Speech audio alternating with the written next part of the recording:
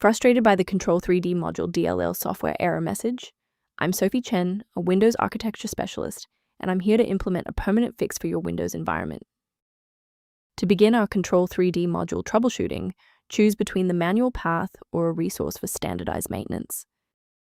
This is the ctl3d module, a legacy system library used to provide 3D-style visual effects, beveled edges, shadows, to standard Windows controls like buttons and dialog boxes. While primarily used in 16-bit and early 32-bit applications, it is still a dependency for legacy business tools and installers. If missing, older programs will fail to render their UI correctly, or crash immediately with a ctl3d initialization failed message. With that background out of the way, here is how we actually restore the missing component. This error indicates a corrupted or missing Windows system file. Open Command Prompt as an administrator and run sfc/scan now to restore core components including ctl3d module DLL. If the error persists despite the new library files, we must verify if a simple synchronization conflict is preventing the file from loading.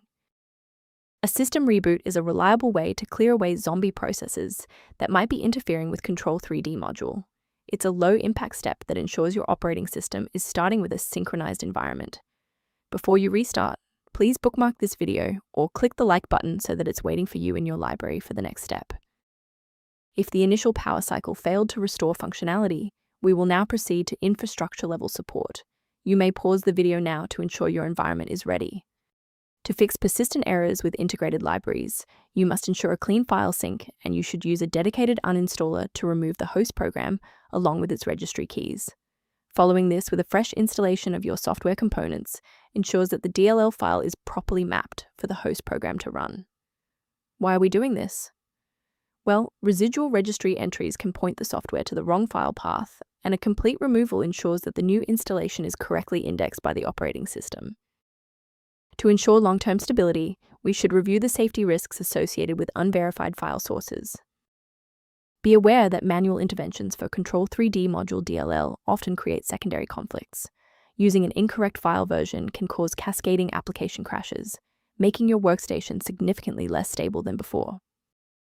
A verified diagnostic utility can help manage the ongoing restoration and health of your system's library ecosystem.